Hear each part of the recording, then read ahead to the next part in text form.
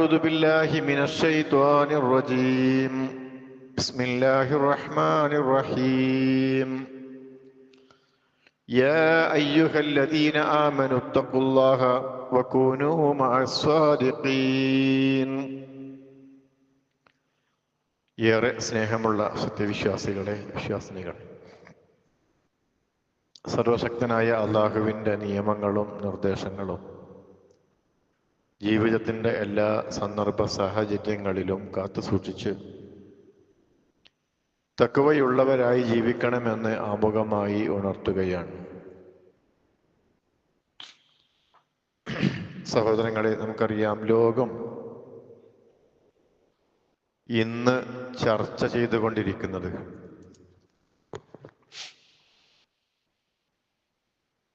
നമുക്കറിയാം കാശ്മീരിലുണ്ടായ അതിദാരുണമായ, അതിനിഷ്ഠൂരമായ ഒരു വലിയ ഭീകര പ്രവർത്തനത്തിൻ്റെ ഭാഗമായിക്കൊണ്ട്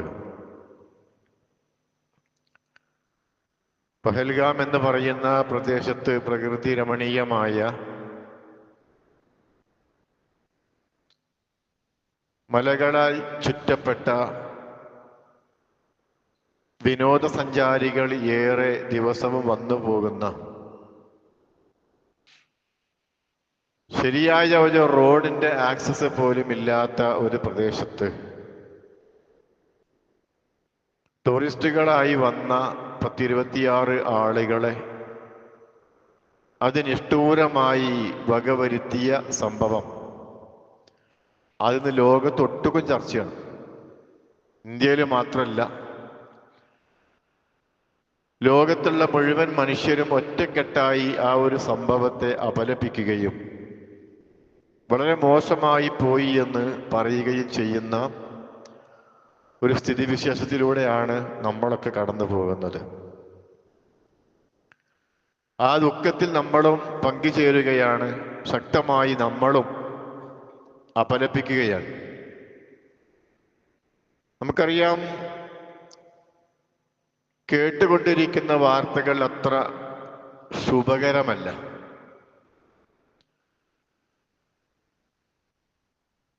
അക്രമികളായ ആളുകൾ അവിടെ വന്ന് ആളുകളുടെ മതം ചോദിക്കുകയും അങ്ങനെ മുസ്ലിം അല്ല എന്ന് ബോധ്യപ്പെട്ടപ്പോ വെടിവെക്കുകയും ചെയ്തു എന്നുള്ള രൂപത്തിലൊക്കെയാണ് വാർത്തകൾ വന്നുകൊണ്ടിരിക്കുന്നത്. അത് നിജസ്ഥിതി എന്താണെന്ന് അള്ളാഹുവിനെ അറിയൂ. ഏതായാലും ആര് ചെയ്താലും ആ പ്രവർത്തനം ഒട്ടും ഭൂഷണമല്ല എന്നാണ് ഞാൻ സൂചിപ്പിക്കുന്നത്. ഏതാനും ചില കുബുദ്ധികളുടെ മനസ്സിൽ നിന്നുണ്ടാകുന്ന ആശയങ്ങൾ, പ്രവർത്തനങ്ങൾ, അതൊരു രാജ്യത്തിൻ്റെ നിലനിൽപ്പിനെ തന്നെ ബാധിക്കുന്ന ഒരു പ്രശ്നമാണ്. ഇപ്പോ ലേറ്റസ്റ്റ് ആയിട്ട് നമ്മൾ കേട്ടുകൊണ്ടിരിക്കുന്നത് ഇന്ത്യയും പാകിസ്ഥാനും തമ്മിൽ കാലങ്ങളായുള്ള ശത്രുതയ്ക്ക് ഒന്നുകൂടി ആക്കം കൂട്ടുകയും നിലവിലൊരു യുദ്ധസമാനമായ സാഹചര്യം ഉടലെടുക്കുകയും ചെയ്തിട്ടുണ്ട്. നമുക്കറിയാം, ഒട്ടേറെ നടപടികൾ ഇരു രാജ്യങ്ങളും സ്വീകരിച്ചിട്ടുണ്ട്. പാകിസ്ഥാനിലെ ഏറ്റവും നല്ല ജലസ്രോതസ്സായിരുന്ന സിന്ധു നദി തടാകത്തിന് പുഴ, അത് ഭൂരിഭാഗവും ഒഴുകുന്നത് പാകിസ്ഥാനിലൂടെയാണ്. അതിൽ നിന്നുള്ള ജലം ഏകദേശം 10-60 കൊല്ലങ്ങൾക്ക് മുമ്പ് അവർക്ക് യഥേഷ്ടം ഉപയോഗിക്കാനുള്ള ഒരു കരാറിലൊക്കെ ഒപ്പിട്ട് ഇന്ന് അതൊക്കെ നിർത്തി, ആ കരാറൊക്കെ ലംഘിച്ച് ഇപ്പൊ ഇന്ന് കിട്ടിയ ന്യൂസ് എന്താന്ന് വെച്ചാൽ 2 കൂട്ടരും അവരുടെ സൈനിക ശക്തി തെളിയിക്കാൻ വേണ്ടിയിട്ട് മിസൈൽ ആക്രമണങ്ങൾ നടത്തിക്കൊണ്ടിരിക്കുന്ന ഒരു അവസ്ഥയിലേക്ക് എത്തിപ്പെട്ടിട്ടുണ്ട്. ഏതായാലും ഇത്തരം പ്രവർത്തനങ്ങളൊന്നും ഇത് രാജ്യത്തിന് ഗുണകരമല്ല എന്ന് നമ്മൾ മനസ്സിലാക്കണം.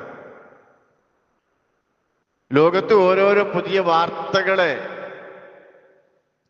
അല്ലെങ്കിൽ ചില ഭരണകൂടങ്ങൾക്ക് സംഭവിക്കുന്ന വീഴ്ചകളെ അതിനെ മാറ്റി തിരുത്താൻ വേണ്ടിയിട്ട് ചില സംഘടനകളും ഭീകരാക്രമണങ്ങളും ഒക്കെ മുമ്പ് കാലത്ത് നടന്നിട്ടുണ്ട്. അതൊന്നും ശരിയായൊരു രീതിയല്ല.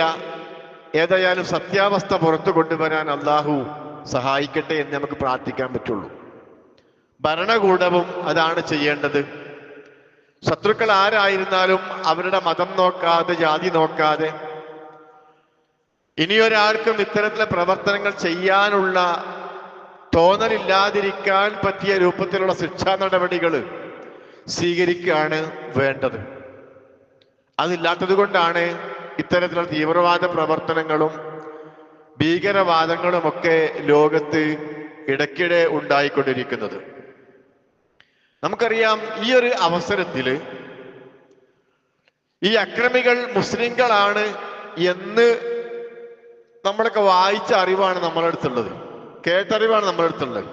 ഏതായാലും ഈ കിട്ടിയ അവസരത്തെ ഇസ്ലാമിനെതിരെ പേനയുന്താനും പേജ് നിറക്കാനും ചാനലുകളിൽ ആളുകളുടെ റീച്ചുകൾ കൂട്ടാനും വേണ്ടിയിട്ടുള്ള പരിശ്രമങ്ങൾ പല ഭാഗത്ത് നടന്നുകൊണ്ടിരിക്കുന്നുണ്ട്. എല്ലാത്തിൻ്റെയും കാരണം മുസ്ലിങ്ങളാണ്, ഇസ്ലാമാണ് എന്ന് പറഞ്ഞ്, അല്ലെങ്കിൽ മതമാണെന്ന് പറഞ്ഞ് മതനിഷേധികളും അതേപ്രകാരം യുക്തിവാദികളും ഒരു ഭാഗത്തും, എല്ലാത്തിൻ്റെയും കാരണം ഇസ്ലാമാണ്, മുസ്ലിങ്ങളാണ് എന്ന് പറഞ്ഞ് മുസ്ലിങ്ങളെ ഇസ്ലാമിന് പ്രതിസ്ഥാനത്ത് നിർത്താൻ വേണ്ടി വേറൊരു ടീമും പരിശ്രമിച്ചു കൊണ്ടിരിക്കുമ്പോൾ നമ്മൾ മനസ്സിലാക്കേണ്ടത് എന്താന്ന് വെച്ചാല്, ഇതിനൊന്നും ഇസ്ലാം ഉത്തരവാദിയല്ല എന്നുള്ളതാണ്. ഇസ്ലാമിൽ അത്തരത്തിലുള്ള തീവ്രവാദ പ്രവർത്തനങ്ങളോ ഭീകരവാദ പ്രവർത്തനങ്ങളോ ഒരിക്കലും പ്രോത്സാഹിപ്പിക്കാത്ത മതമാണ് ഇസ്ലാം എന്ന് നമുക്ക് കാണാൻ പറ്റും. അബദ്ധത്തിൽ പോലും തന്റെ സഹോദരന് നേരെ ആയുധം ചൂണ്ടുന്നത്, അല്ലെങ്കിൽ ആയുധം കൊണ്ട് നടക്കുന്നത് മറ്റൊരുത്തരെ പ്രയാസമാകരുത് എന്ന് വളരെ കർക്കശമായ രീതിയിൽ പഠിപ്പിച്ച ഒരു പ്രവാചകൻ സല്ലല്ലാഹു അലൈഹി വസല്ലമ ലോകത്ത് കഴിഞ്ഞു പോയിട്ടുണ്ട്. നമുക്കറിയാം, അറബികള് അവരുടെ കയ്യിൽ എപ്പോഴും ഒരു വാളുണ്ടാവും. അന്നത്തെ കാലത്ത് യുദ്ധത്തിന് ഉപയോഗിച്ചത് അമ്പുകളാണ്. ആ അമ്പുകളാണെങ്കിൽ പോലും അത് തന്റെ സഹോദരന്റെ പ്രയാസമുണ്ടാക്കരുത് എന്നാണ് ഇസ്ലാം പഠിപ്പിച്ചിട്ടുള്ളത്. റസൂലുള്ളാഹി സ്വല്ലല്ലാഹു അലൈഹി വസല്ലം ഒരിക്കൽ പറഞ്ഞു, ഇദാ മറ അഹദുക്കും ഫീ മസ്ജിദിനാ ഔ ഫീ സൂഖിനാ വമഅഹു നബലുൻ ഫൽയുംസിക് അലാ നിസാലിഹാ ഔ ഖാല ഫൽയഖ്ബിദ് ബികഫിഹി അൻ യുസീബ അഹദൻ മിനൽ മുസ്ലിമീന മിൻഹാ ഷൈഉൻ. ഇത് ബുഖാരി ഉദ്ധരിച്ചൊരു ഹദീസിലുള്ളതാ. അതിൽ പഠിപ്പിക്കുന്ന റസൂലുള്ള പറയുന്നത്, നമ്മുടെ പള്ളിയിലോ അങ്ങാടിയിലോ ആരെങ്കിലും തന്റെ അമ്പുമായി പ്രവേശിക്കുകയാണെങ്കിൽ അവൻ അതിന്റെ മുനയുള്ള ഭാഗം പിടിക്കണം എന്നാ. ഒരു അമ്പ് കൊണ്ടെടുക്കുമ്പോ ആ അമ്പിന്റെ മുനയുള്ള ഭാഗമാണ് അത് വഹിക്കുന്ന ആൾ പിടിക്കേണ്ടത്. കാരണം എന്താ? അത് വേറൊരാൾ ദേഹത്ത് കൊള്ളുന്നത് സഹിക്കാൻ പ്രവാചകന് കഴിയുന്നില്ല. അങ്ങനെ ഉണ്ടാവാൻ പാടില്ല, പ്രയാസം ഉണ്ടാകാൻ പാടില്ല. ഇത് അന്നത്തെ കാലത്ത് അമ്പാണെങ്കിലും നമ്മൾ ഒരു പണിയായുധം കൊണ്ടുപോവുകയാണെങ്കിൽ പോലും ആ പണിയായുധം നമ്മൾ കൊണ്ടുപോകുന്ന വഴിയിൽ ഒരാൾക്ക് പോലും അതുകൊണ്ട് പ്രയാസം ഉണ്ടാകാൻ പാടില്ല. അതുകൊണ്ടാണ് റസൂലുള്ളാഹി പറഞ്ഞത്, മുനയുള്ള ഭാഗം നിങ്ങൾ പിടിക്കണം എന്ന് പറയാനുള്ള കാരണം അലക്ഷ്യമായിക്കൊണ്ട് അത് കൈകാര്യം ചെയ്യാൻ പാടില്ല. അത് പള്ളിയിലും പാടില്ല, അങ്ങാടികളിലും. അങ്ങനെ ആരെങ്കിലും വരികയാണെങ്കിൽ ആ മുനയുള്ള ഭാഗം പിടിക്കട്ടെ, തന്റെ മുസ്ലിം സഹോദരന് അതുകൊണ്ട് പ്രയാസമൊന്നും ബാധിക്കാതിരിക്കാൻ വേണ്ടിയാണത് എന്ന് റസൂല പഠിപ്പിക്കുകയാണ്. പള്ളിയിൽ മുസ്ലിങ്ങൾ ഉണ്ടാവുള്ളല്ലോ, അങ്ങാടിയിൽ അങ്ങനല്ല, എല്ലാവരും ഉണ്ടാവും. അപ്പോ അത്രത്തോളം സൂക്ഷ്മമായിക്കൊണ്ട് ഓരോ വിഷയത്തെയും സമീപിച്ച മതത്തിന്റെ അനുയായികളാണ് എന്ന് പറയപ്പെടുന്ന ആളുകളിൽ നിന്നാണ് ഇത്തരത്തിലുള്ള പ്രവർത്തനങ്ങൾ ഉണ്ടായിക്കൊണ്ടിരിക്കുന്നത്. അവർ പേരുകൊണ്ടെങ്കിലും മുസ്ലിങ്ങളാണ്, സത്യത്തിൽ മുസ്ലിങ്ങളല്ല. അവരെ സംബന്ധിച്ച് നമുക്ക് മുനാഫിക്കീങ്ങൾ എന്ന് പറയാൻ പറ്റുള്ളൂ. അത് ഈ കാലത്ത് മാത്രമല്ല, റസൂലുള്ളാഹി സ്വല്ലല്ലാഹു അലൈഹി വസല്ലമയുടെ കാലത്തും ഈ രൂപത്തിൽ മുസ്ലിം നാമം സ്വീകരിച്ച മുനാഫിക്കുകൾ ഉണ്ടായിട്ടുണ്ട്. അവര് മുസ്ലിങ്ങളോടൊപ്പം ഉണ്ടാകും. അതേപ്രകാരം വിശ്വാസികളെ അവർ കബളിപ്പിക്കും, ജനമധ്യേ ആശയക്കുഴപ്പങ്ങൾ ഉണ്ടാക്കും, വാക്കിനെതിരായ പ്രവർത്തനങ്ങൾ അവരുടെ ഭാഗത്തു നിന്നുണ്ടാകും, ഇസ്ലാമിന്റെ ശത്രുക്കളുമായുള്ള രഹസ്യ ബന്ധങ്ങൾ അവർക്കുണ്ടാകും. അതാണ് മുനാഫിക്കിന്റെ ലക്ഷണമായിക്കൊണ്ട് പഠിപ്പിച്ചിട്ടുള്ളത്. നമുക്കറിയാം, 2-ാമത്തെ അധ്യായം സൂറത്തുൽ ബഖറയിലെ 11-ാമത്തെ ആയത്തില് അള്ളാഹു അക്കാലത്തുള്ള ആളുകളെ സംബന്ധിച്ച്, മുശ്രിക്കുകളെ, മുനാഫിക്കുകളെ സംബന്ധിച്ച് പറയുന്നുണ്ട്. അള്ളാഹുവിന്റെ പ്രവാചകൻ വിശുദ്ധ ഖുർആനിലെ ആയത്തോട് പഠിപ്പിച്ചു, വൈദാ ഖീല ലഹും ലാ തുഫ്സിദൂ ഫിൽ അർളി ഖാലൂ ഇന്നമാ നഹ്നു മുസ്ലിഹൂൻ.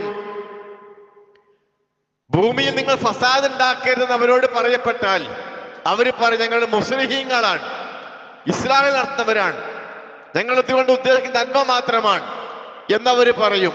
നമുക്കറിയാമല്ലോ, വർഷം 2 ആകാറായി ഫലസ്തീനിലെ മുസ്ലിങ്ങൾ അനുഭവിക്കുന്ന പ്രയാസങ്ങൾ നമുക്കറിയാം. ഹമാസ് എന്ന് പറയുന്ന അവിടെയുള്ള ഒരു സംഘടന കാലങ്ങളായി ഫലസ്തീനിനെ ആക്രമിച്ചു കൊണ്ടിരിക്കുന്ന ഇസ്രായേലിലേക്ക് നടത്തിയ ഒരു അറ്റാക്ക്. ആ അറ്റാക്കില് നമുക്കറിയാം, ഹമാസിന്റെ ആളുകളല്ല അധികവും കൊല്ലപ്പെട്ടത്, മറിച്ച് നാട്ടിലെ സാധാരണക്കാരായ 19,000-ഓളം വരുന്ന സ്ത്രീകളും അവിടെയുള്ള യുവാക്കളും അവിടെയുള്ള പിഞ്ചു പൈതങ്ങളുമാണ് കൊല്ലപ്പെട്ടിട്ടുള്ളത്. ഒരുത്തർ ചെയ്തു വെക്കുന്ന പ്രവർത്തനത്തിന്റെ ഫലം അത് അനുഭവിക്കേണ്ടി വരുന്നത് സാധാരണക്കാരായ ആളുകളും അവിടെയുള്ള സ്ത്രീകളും കുട്ടികളുമാണ് എന്നാണ് ഞാൻ സൂചിപ്പിക്കുന്നതിന്റെ രത്നച്ചുരുക്കം. ഹമാസ് ചെയ്തത് ശരിയോ തെറ്റോ എന്നുള്ളത് പണ്ടില്ല ലോകത്ത് വലിയ ചർച്ചകൾ നടക്കുന്നുണ്ട്. അതവിടെ നടക്കട്ടെ. ഞാൻ പറഞ്ഞെന്താ വെച്ചാല്, അവര് ഖുദ്സിനെ മോചിപ്പിക്കാൻ വേണ്ടി ചെയ്യുന്നതാണെങ്കിലും അവർക്ക് സത്യം പറഞ്ഞാൽ ഒരു പോറൽ പോലും ഏറ്റിട്ടില്ല. മറിച്ച് ഏകദേശം 19 ലക്ഷത്തോളം പാവപ്പെട്ട ഫലസ്തീനികളാണ് ഇന്നവിടെ മണ്ണിനടിയിലായിരിക്കുന്നത്, കഷ്ടപ്പെട്ടുകൊണ്ടിരിക്കുന്നത്, ഭവനരഹിതരായത്, മക്കൾക്ക് പിതാക്കളെ നഷ്ടപ്പെട്ടത്, അതേപ്രകാരം ഉമ്മമാർക്ക് മക്കളെ നഷ്ടപ്പെട്ടിട്ടുള്ളത്. ഏതൊരു ദുരന്തത്തിന്റെയും ഫലം ഇങ്ങനെയൊക്കെ തന്നെയാണ് എന്നാണ് ഞാൻ സൂചിപ്പിക്കുന്നത്. അപ്പൊ പ്രവാചകന്റെ കാലത്തുണ്ടായിരുന്ന മുനാഫിക്കുകൾ പറഞ്ഞെന്താ, ഞങ്ങൾ നന്മ ഉദ്ദേശിച്ചിട്ടുള്ളൂ, ഞങ്ങൾ നന്മ മാത്രമാണ് ഉദ്ദേശിക്കുന്നത്. അലാ ഇന്നഹും, എന്നാൽ നിങ്ങൾ അറിയണം, ഹുമുൽ മുഫ്സിദൂന വലാകിൻ ലാ യശ്ഉറൂൻ, അവർ നന്മ ഉദ്ദേശിച്ചുകൊണ്ട് ചെയ്യുന്ന ആ ഒരു പ്രവർത്തനം കൊണ്ട് ഉണ്ടാകാൻ പോകുന്നത് വലിയ നാശമാണ് എന്ന് മുനാഫിക്കുകളെ സംബന്ധിച്ച് അള്ളാഹു വിശുദ്ധ ഖുർആനിൽ പഠിച്ച് നമ്മൾ ഓർക്കേണ്ടതാണ് സഹോദരങ്ങളെ. അപ്പൊ ഞാൻ പറഞ്ഞത്, ഒരാൾക്കും ഒരു ബുദ്ധിമുട്ടും ഉണ്ടാവരുതെന്ന് പഠിപ്പിക്കുന്ന ദീനിന്റെ ആളുകളാണ് നമ്മള്. നിങ്ങൾക്കറിയോ, ഒരിക്കലും റസൂലുള്ളാഹി സ്വല്ലല്ലാഹി അലൈഹി വസല്ലം ഒരു സമൂഹത്തെ പഠിപ്പിക്കുന്ന ഒരു അവസ്ഥ ഉണ്ട്. എന്താ അറിയോ, ഒരു തമാശക്ക് വേണ്ടിയിട്ട് പോലും ഒരാളെ ഭയപ്പെടുത്താൻ പാടില്ല എന്നാ. ഇങ്ങനെ തമാശക്ക് വേണ്ടി ഭയപ്പെടുത്തുക, പേടിപ്പിക്കാൻ വേണ്ടി ചെയ്യലുണ്ടല്ലോ, ഇത് പോലും പാടില്ല. ഒരു യാത്രാ സംഘം ഒരു വേള ഒരു സന്ദർഭം ഉറങ്ങുകയാണ്. ആ ഉറങ്ങുന്ന ഇടയിൽ സഹാബിയുടെ അമ്പ് തമാശക്കായിട്ട് കുറച്ച് ആൾക്കാർ മാറ്റി വെച്ചു. നമ്മുടെ കയ്യിലൊക്കെ ഉള്ള സാധനങ്ങൾ അറിയാതെ മാറ്റിയൊക്കെ തമാശക്ക് വേണ്ടിയിട്ട്, അത് സ്വന്തമാക്കാൻ വേണ്ടിയിട്ടാണ്, പിന്നെ തിരിച്ചു കൊടുക്കുകയും ചെയ്യും. അങ്ങനെ തമാശക്ക് വേണ്ടി മാറ്റി വെച്ച ആ അമ്പ് ഈ സഹാബി ഉറക്കമുണർന്ന സന്ദർഭത്തിൽ കാണാൻ കഴിഞ്ഞില്ല. ആ അമ്പ് കാണാനില്ല, അത് അയാളുടെ ആയുധമാണ്. ആ സമയത്ത് ആ സഹാബി ആകപ്പാടെ വേജാറായി, പരിഭ്രാന്തനായി. ഇത് കണ്ട് അവിടെ കൂടിയിരിക്കുന്ന ആളുകള് ചിരിക്കുകയാണ്. ആ ചിരിച്ച സന്ദർഭത്തില് പ്രവാചക സല്ലല്ലാഹു അലൈഹി വസല്ലമ കാരണം എന്താണ് ചോദിച്ചു. ഇല്ല, പ്രവാചകൻ അവിടെ ഉണ്ട്, അവിടെ ലീഡർ ആയിക്കൊണ്ട്. ആ പ്രവാചകനോട് പറഞ്ഞു, ഞങ്ങൾ തമാശക്ക് വേണ്ടി ചെയ്തതാണ്. ഈ സഹാബി ആകട്ടെ ആകപ്പാടെ പേടിച്ചിട്ടുണ്ട്. ആ സമയത്ത് റസൂലുള്ള പഠിപ്പിക്കുകയാണ്, ഒരു മുസ്ലിമും മറ്റൊരു മുസ്ലിമിനെ ഭയപ്പെടുത്താൻ പാടില്ല, അത് അനുവദനീയമല്ല, അത് ഹലാലല്ല എന്ന് റസൂലുള്ളാഹി സ്വല്ലല്ലാഹി അലൈഹി വസല്ലം പഠിപ്പിക്കണം. അപ്പൊ മുസ്ലിമിനെ മാത്രമല്ല, ഒരു മനുഷ്യനെയും ഭയപ്പെടുത്താനോ ഭീതിപ്പെടുത്താനോ നമ്മുടെ പ്രവർത്തനങ്ങൾ കാരണമായി കൂടാ എന്ന് കൃത്യമായി പഠിപ്പിച്ച ഒരു ദീനിന്റെ വക്താക്കളാണ് നാം എന്ന് മനസ്സിലാക്കണം സഹോദരങ്ങളെ. ഒരു ഇരുമ്പിന്റെ ആയുധം ഒരുത്തിന് നേരെ ചൂണ്ടുന്നത് ഇസ്ലാം വിരോധിച്ചിട്ടുണ്ട്. മഹാനായ അബൂ ഹുറൈറ റളിയല്ലാഹു അൻഹു പറയാണ്, ഖാല അബുൽ ഖാസിം മൻ അശാറ ഇലാ അഖീഹി ബിഹദീദത്തിൻ ഫഇന്നൽ മലായികത തൽഅനുഹു ഹത്താ യദഉഹു വഇൻ കാന അഖാഹു ലിഅബീഹി വഉമ്മിഹി. ആരെങ്കിലും തന്റെ സഹോദരന് നേരെ ഒരു ഇരുമ്പ് നീട്ടിയാൽ, ഒരു ആയുധം നീട്ടിയാൽ അവനത് ഒഴിവാക്കുന്നത് വരെ മലക്കുകൾ അവനെ ലായനത്ത് ചൊല്ലിക്കൊണ്ടിരിക്കുന്ന, നമ്മുടെ തമാശക്ക് ഞാൻ അപ്പൊ ശരിയാക്കും എന്നെ എന്ന് പറയാൻ വേണ്ടിയിട്ട് ഒരു ആയുധം ഒരാൾക്ക് നേരെ ചൂണ്ടുകയാണെങ്കിൽ അവന് മലക്കുകൾ ശപിച്ചുകൊണ്ടേയിരിക്കും.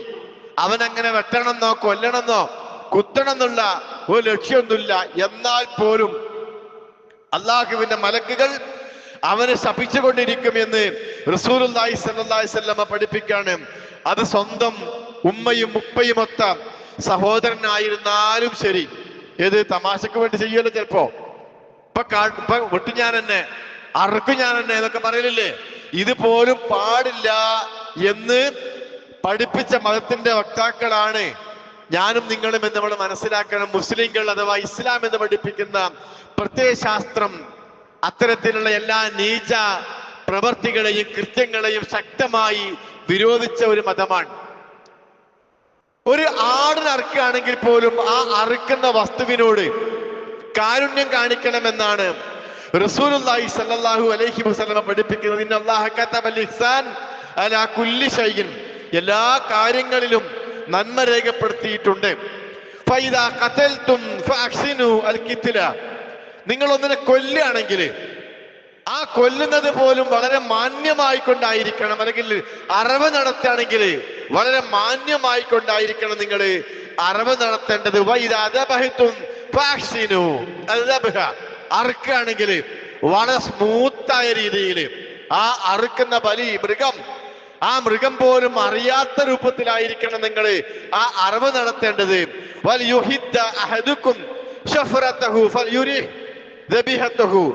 പഠിപ്പിക്കാണ്. അങ്ങനെ ഒരാൾ അറുക്കുമ്പോ ആ അറുക്കുന്ന ആയുധം നല്ലോണം മൂർച്ച കൂട്ടണം. വളരെ നല്ല ഷാർപ്പായ കത്തി കൊണ്ട് മാത്രമേ നിങ്ങൾ അറുക്കാവൂ. ആ മൃഗത്തിന് അതൊരാശ്വാസമാണ്. കണ്ടമായി നിൽക്കുന്ന കത്തി കൊണ്ട് അറുത്താൽ ആ അറുക്കുന്ന മൃഗത്തിന് പോലും അത് പ്രയാസാണ്. അതുപോലും ഉണ്ടാകാൻ പാടില്ല എന്നാണ് സഹോദരങ്ങളെ ഇസ്ലാം ദീന് ആളുകളെ പഠിപ്പിക്കുന്നത് നമ്മൾ മനസ്സിലാക്കാം. അപ്പൊ ഒരു വധശിക്ഷ നടത്തുകയാണെങ്കിൽ, ഇപ്പൊ നമുക്കറിയാം സൗദിയിലൊക്കെ വധശിക്ഷ നടപ്പിലാക്കുകയാണെങ്കിൽ പോലും സെക്കൻഡുകൾ കൊണ്ട് ആ മരണപ്പെടുന്ന, ആ കൊല്ലപ്പെടുന്ന, ആ ശിക്ഷ നടപ്പിലാക്കുന്ന, ഏറ്റുവാങ്ങുന്ന വ്യക്തി പോലും അറിയാതെയാണ് ആ ശിക്ഷകൾ നടപ്പിലാക്കാറുള്ളത്, അല്ലേ? അതാണ് ഇസ്ലാമിന്റെ നിയമം. ഇസ്ലാം പഠിപ്പിക്കുന്ന കാര്യങ്ങൾ അങ്ങനെയാണ് എന്നാണ് ഞാൻ സൂചിപ്പിക്കുന്നത്. അതുകൊണ്ട് ഈ ഇത്തരം പ്രവർത്തനങ്ങളൊന്നും അത് ഇസ്ലാമിന്റെ ലേബിളിൽ ആര് നടത്തിയാലും അത് തെറ്റാണെന്ന് പറയാനും അത് മനസ്സിലാക്കാൻ നമ്മൾ തയ്യാറാവുക. നമുക്കറിയാം, ലോകത്ത് വലിയ ചർച്ച നടക്കുക. ഇന്ന് ചാനൽ തുറന്നാൽ അങ്ങനെയാണ്. ഇതൊക്കെ ഇസ്ലാമിന്റെ പ്രവർത്തനമാണ്, ഇസ്ലാം പഠിപ്പിക്കുന്ന കാര്യങ്ങളാണ്. ഇസ്ലാം എന്ന് പറഞ്ഞ തീവ്രവാദികളാണ്, അവർ ഭീകരവാദികളാണ്.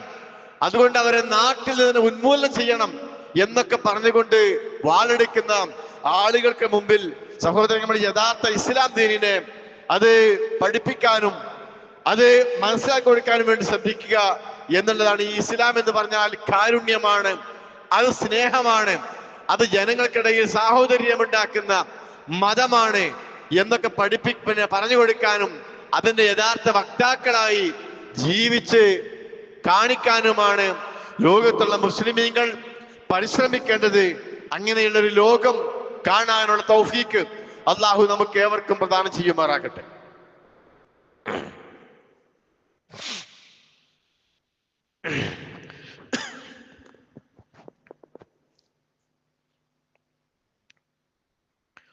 അൽഹംദുലില്ലാഹ് വസ്സലാത്തു വസ്സലാമു അലാ റസൂലില്ലാഹ് വഅലാ ആലിഹി വഅസ്ഹാബിഹി അജ്മഈൻ അമ്മാ ബഅദ്. അയ്യുഹന്നാസ് ഇത്തഖുല്ലാഹ ഇബാദല്ലാഹ്. സ്നേഹം നിറഞ്ഞ വിശ്വാസികളെ, വിശ്വാസിനികളെ, ഒരിക്കൽ കൂടി അള്ളാഹുവിനെ സൂക്ഷിച്ചുകൊണ്ട് ജീവിക്കണമെന്ന് ഉണർത്തുകയാണ്. പറഞ്ഞു വന്നത് തീവ്രവാദവും ഭീകരവാദവും അക്രമങ്ങളും ഒന്നിനും പരിഹാരമല്ല, മറിച്ചത് കൂടുതൽ പ്രത്യാഘാതങ്ങളും പ്രയാസങ്ങളും ഉണ്ടാക്കാനേ ഉപകരിക്കൂ എന്നതാണ് കഴിഞ്ഞുപോയ ഇന്നലെകളുടെ ചരിത്രം നമ്മളെ പഠിപ്പിക്കുന്നത്. റസൂൽ പറഞ്ഞു, മൻ ഖതല മുആഹിദൻ ലം യരിഹ് റായിഹത്തൽ ജന്ന. ഒരുത്തനെ കൊന്നാല് ആ കൊന്ന വ്യക്തിക്ക് സ്വർഗത്തിന്റെ വാസന പോലും ലഭ്യമാവുകയില്ല. 40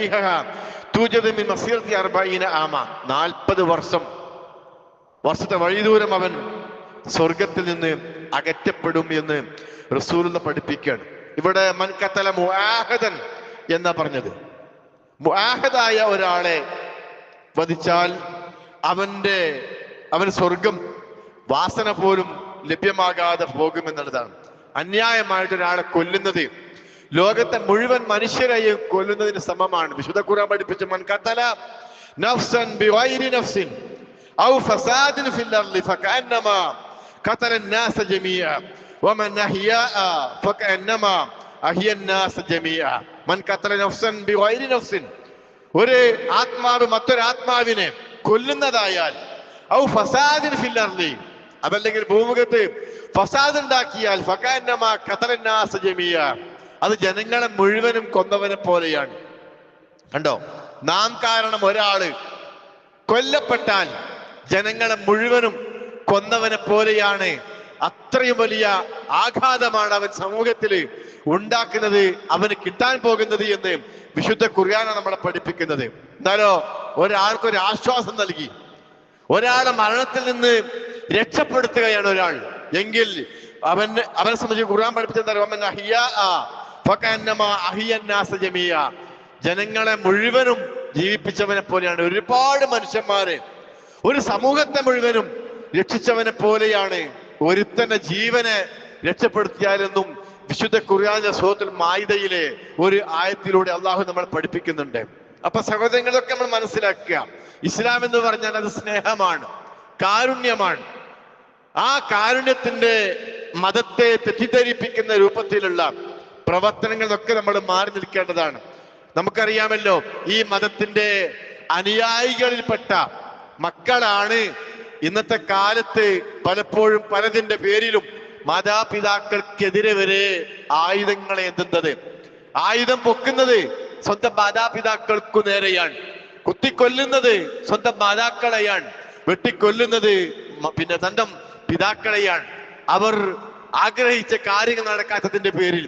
ഇവിടെയൊക്കെ നമ്മൾ മനസ്സിലാക്കണം, ഒരിക്കലും നാം ഈ ദീനിന് ഒരു സേവനം ചെയ്തിട്ടില്ലെങ്കിലും എന്നെ കൊണ്ട് ഈ പരിശുദ്ധമായ ദീനുൽ ഇസ്ലാമിന് ഒരു പോറലേൽക്കുകയില്ല, ഒരു പ്രയാസം ഉണ്ടാവുകയില്ല എന്ന് തീരുമാനിക്കാനെങ്കിലും ആഗോള മുസ്ലിമീങ്ങളായ ഓരോരുത്തരും സ്വീകരിക്കുകയാണെങ്കിൽ, ആ ഒരു നയമെങ്ങാനും സ്വീകരിക്കുകയാണെങ്കിൽ നമുക്കറിയാം ഈ ദീന് രക്ഷപ്പെടും, ഇവിടെയുള്ള മുസ്ലിമീങ്ങളും രക്ഷപ്പെടുമെന്നാണ് സൂചിപ്പിക്കാനുള്ളത്. മറ്റുള്ളതൊക്കെ നമുക്കറിയാം, അള്ളാഹുവിന്റെ ഒരു ശരീഅത്ത് അനുസരിച്ച് കാര്യങ്ങളൊക്കെ നടന്നു പോകും. അത് നമ്മൾ ഭയപ്പെട്ടിട്ടൊന്നും കാര്യമില്ല.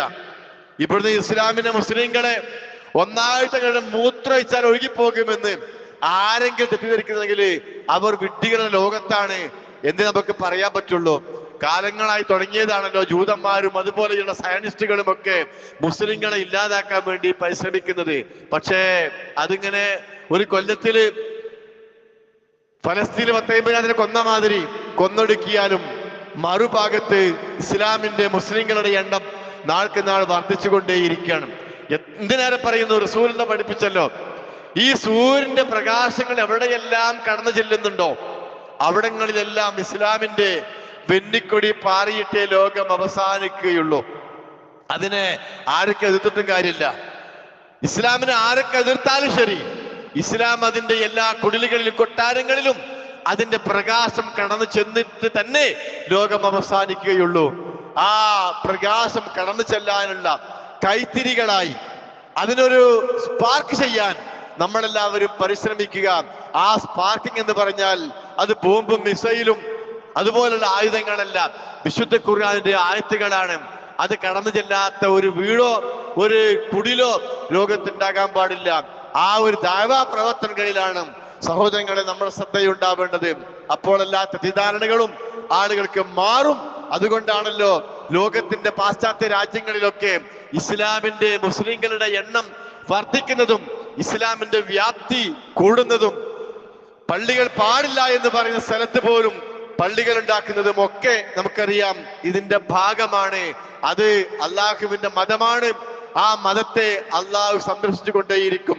പക്ഷെ മുസ്ലിങ്ങളായ ആളുകൾ യഥാർത്ഥ മുസ്ലിങ്ങളായി ജീവിക്കുക എന്നുള്ളതാണ്, മുനാഫിക്കുകളായി മാറാതിരിക്കുക. അതിനുള്ള തൗഫീഖ് അള്ളാഹു നമുക്ക് നൽകുമാറാവട്ടെ. എല്ലാവിധ പ്രയാസങ്ങളിൽ നിന്നും അള്ളാഹു ലോകത്തെ രക്ഷിക്കുമാറാകട്ടെ. നമുക്കറിയാമല്ലോ ഈ ഒരു പ്രവർത്തനങ്ങളിലൂടെ ആ കാശ്മീരിൽ കൊല്ലപ്പെട്ട ആ 10-26ഓളം വരുന്ന ആളുകൾക്ക്, അവർ ഏത് മതക്കാരാവട്ടെ, ഏത് ജാതിക്കാരാവട്ടെ, ഏത് രാജ്യക്കാരാവട്ടെ, അവർക്കും കുടുംബങ്ങളുണ്ട്, അവർക്കും ഭാര്യമാരുണ്ട്, അവർക്കും മക്കളുണ്ട്, അവർക്കും മാതാപിതാക്കളുണ്ട്, അവർക്കും അയൽവാസികളുണ്ട്. എല്ലാവർക്കും അള്ളാഹു സമാധാനപൂർണമായ ഒരു ജീവിതം പ്രദാനം ചെയ്യുമാറാകട്ടെ. അത്തരത്തിലുള്ള എല്ലാ ദുരന്തങ്ങളിൽ നിന്നും നമ്മുടെ രാജ്യത്തെ, നാടിനെ അള്ളാഹു രക്ഷിക്കുമാറാകട്ടെ. എല്ലാവിധ പ്രയാസങ്ങളിൽ നിന്നും മോചനം നൽകി ഐശ്വര്യപൂർണമായ ജീവിതം പ്രദാനം ചെയ്യുമാറാകട്ടെ. നമുക്കറിയാം നമ്മുടെ കൂട്ടത്തിൽ ഒരുപാട് ആളുകൾ രോഗം കൊണ്ടും മറ്റു പ്രയാസങ്ങൾ കൊണ്ടും കഷ്ടപ്പെടുന്നുണ്ട്. എല്ലാവരുടെയും പ്രയാസങ്ങളെ അള്ളാഹു മാറ്റി ഐശ്വര്യപൂർണമായ ജീവിതം പ്രദാനം ചെയ്യുമാറാകട്ടെ. മരണപ്പെട്ടു പോയ ആളുകൾക്ക് അള്ളാഹു മഗ്ഫിറത്തും മർഹമത്തും നൽകി അവരെയും നമ്മെയും അവന് ജന്നാത്തുൽ ഫിർദൗസിൽ ഒരുമിച്ച് കൂട്ടി അനുഗ്രഹിക്കുമാറാകട്ടെ. ഒരുപാട് ആളുകൾ രോഗികളാണ്, പലരും നമ്മളോട് പ്രാർത്ഥിക്കാൻ വേണ്ടി വസിയത്ത് ചെയ്തിട്ടുണ്ട്. എല്ലാവർക്കും അള്ളാഹു ശിഫ നൽകുമാറാകട്ടെ. അല്ലാഹു മഗ്ഫിർ ലിൽ മുഅ്മിനീന വൽ മുഅ്മിനാത്ത് വൽ മുസ്ലിമീന വൽ മുസ്ലിമാത്ത് الأحياء منهم والأموات إنك مجيب الدعوات يا قاضي الحاجات. اللهم أعز الإسلام والمسلمين وأذل الشرك والمشركين. ربنا تقبل منا إنك أنت السميع العليم وتب علينا إنك أنت التواب الرحيم. ربنا هب لنا من أزواجنا وذرياتنا قرة أعين واجعلنا للمتقين إماما. اللهم أعز الإسلام والمسلمين. اللهم أعز الإسلام والمسلمين. اللهم أعز الإسلام والمسلمين وأذل الشرك والمشركين. اللهم دمر أعداءنا وأعداء الدين. ربنا هب لنا من أزواجنا وذرياتنا قرة أعين واجعلنا للمتقين إماما. ربنا آتنا في الدنيا حسنة وفي الآخرة حسنة وقنا عذاب النار. توفنا مسلمين والحقنا بالصالحين. آمين آمين برحمتك يا أرحم الراحمين والحمد لله رب العالمين.